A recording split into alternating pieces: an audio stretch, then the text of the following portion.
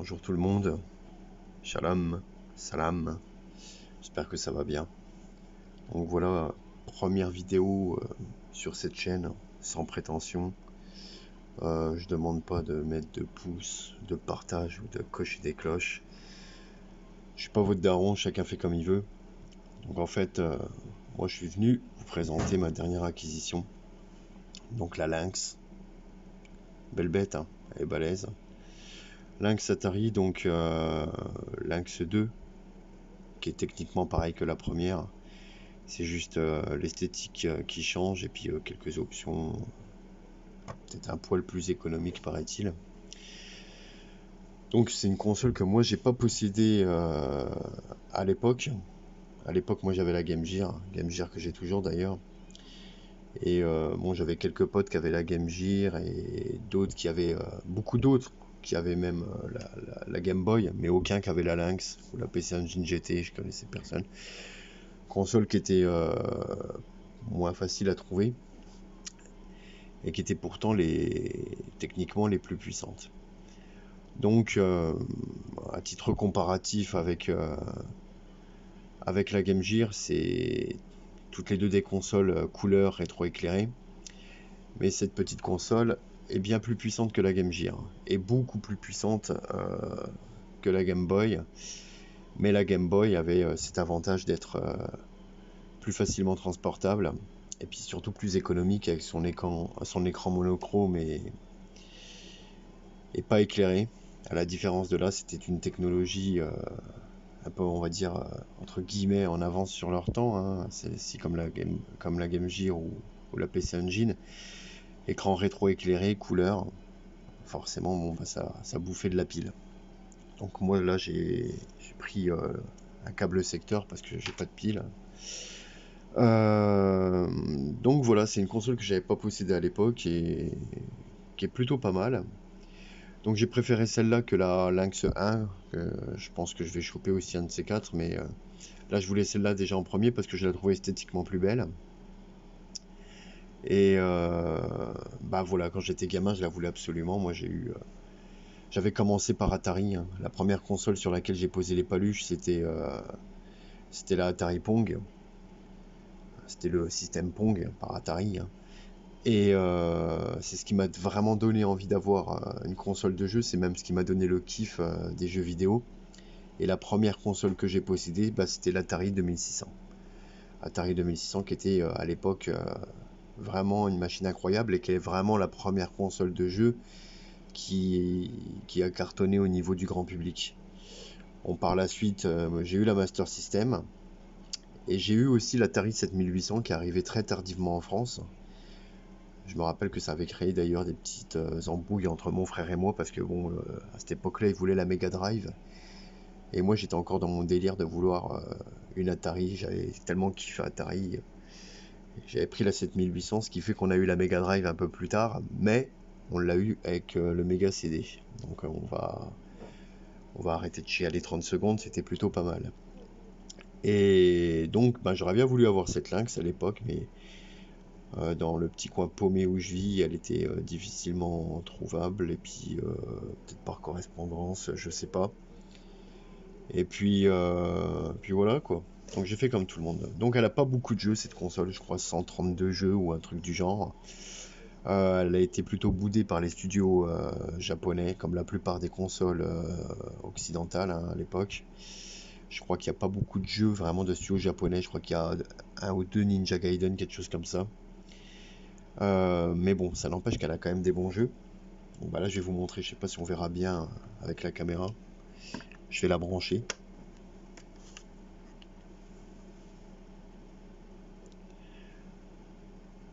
Je sais pas si on voit vraiment bien. Ouais, ça. Donc c'est un peu vieilli, hein, cette mode des écrans cristaux liquides. Et c'est un peu le son. C'est sûr que quand on compare aux consoles portables actuelles, ça n'a rien à voir, mais vraiment à l'époque c'était quand même quelque chose d'épatant. Et cette console d'ailleurs, elle avait la particularité de pouvoir inverser l'écran. C'est une console pour droitier et pour gaucher. ce qui était plutôt pas mal, ce qui était assez révolutionnaire à l'époque. Elle proposait cette option-là. Je crois pas qu'il y a d'autres consoles portables qui proposaient ça, hein. En tout cas, pas la Game Gear et la Game Boy, c'est sûr. La PC Engine GT, non, je pense pas. Bah, je vois pas l'intérêt. Elle se tenait un peu comme une Game Boy, donc bon, je cherche pas à jouer bien, hein. C'est juste pour montrer un peu. Je joue très bien en temps normal. On peut même dire que je suis un joueur exceptionnel, sans vouloir me vanter. Sans doute même l'un des meilleurs au monde, mais là, vraiment pour la démonstration, c'est juste pour vous montrer comme ça. Donc, bouton pause. Donc, je vais essayer de vous montrer comment on inverse l'écran, parce qu'en fait, il faut appuyer sur deux boutons. Donc, le bouton pause et option 2 en même temps. Ok, ça commence bien.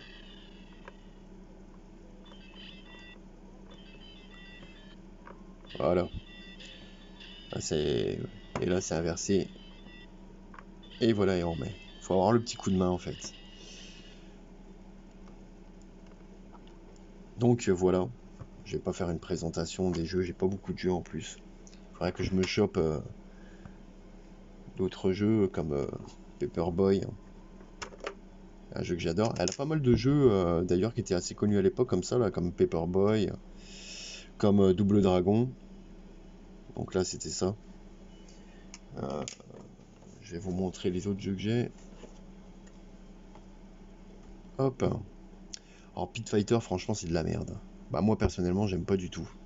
Injouable ce jeu. J'aurais tellement kiffé un Street Fighter ou un Mortal Kombat. Mais non, Pit Fighter quoi. Une merde pas possible. Batman Returns. Alors Batman, franchement il est esthétiquement bien. Il est sympa comme jeu. Mais franchement il est dur. Enfin quand je dis dur, je parle surtout pour vous, moi qui est, comme je vous l'ai dit, un joueur exceptionnel. Évidemment, ça reste quelque chose d'une simplicité déconcertante. J'imagine même pas un Julien Chies jouer à ça.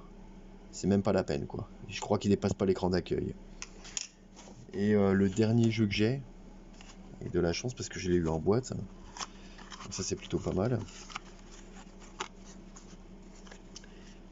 C'est Blue. Alors celui-là, il est vraiment bien. Je vais vous le montrer 2 secondes parce que franchement, là le jeu que je vous ai montré, Get of Thundercon, excusez mon écart linguistique, je m'en branle. Ça restait classique, hein, ça restait un jeu en 2D classique, mais là vous allez voir, ce jeu démontre assez bien, je trouve, bah, les capacités techniques de cette console et surtout bah, la différence notable par rapport aux autres consoles portables, en tout cas à la Game Gear et à la Game Boy, quoi. Je trouve qu'il est plutôt pas mal. Je sais pas si vous verrez bien.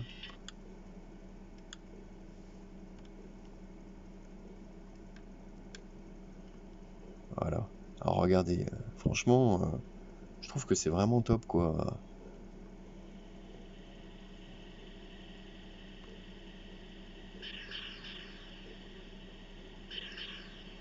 Il y a des trucs, des missiles. Et regardez-moi ça, franchement. Regardez, techniquement parlant, encore une fois, là je joue juste comme ça pour vous montrer. Mais franchement, je trouve ce jeu vraiment magnifique. Voilà. Donc c'est juste pour vous montrer la console. Donc là, elle est branchée sur secteur. Hop. Donc je vous montre vite fait, hein, vous voyez, les différents boutons. Donc ça, c'est pour mettre en fait l'écran en veille en quelque sorte. Histoire d'économiser, etc. Si vous prenez une pause. Il y a le bouton pause, option 1, option 2, qui servent notamment dans certains jeux. Et puis, si vous appuyez sur pause et option 2, bah, comme vous l'avez vu, ça inverse l'écran. Donc les boutons, hein, si vous voulez jouer droitier, gauchier, allumage, mise en... Bah, pour éteindre la console, j'avais même pas trouvé mes mots. Donc je trouve la prise en main plutôt ergonomique, c'est vrai que c'est plutôt pas mal. Donc voilà, c'est vraiment une super console. Euh, je m'excuse hein, pour la qualité de la vidéo. Je cherche pas à faire quelque chose de beau, quelque chose de remarquable, du fond vert et du bistrot. On s'en bat les couilles, hein. Là, c'est du concret. Donc, je ferai d'autres vidéos. Bah, en tout cas, si vous kiffez, s'il y en a qui kiffent hein, les vidéos. Tiens, d'ailleurs, j'ai la dédicace à un collègue de Twitter, cette vidéo. Satasfred. Je te dédicace la vidéo, c'est toi qui m'avais demandé d'en faire une. Je crois que j'ai bien prononcé ton blaze.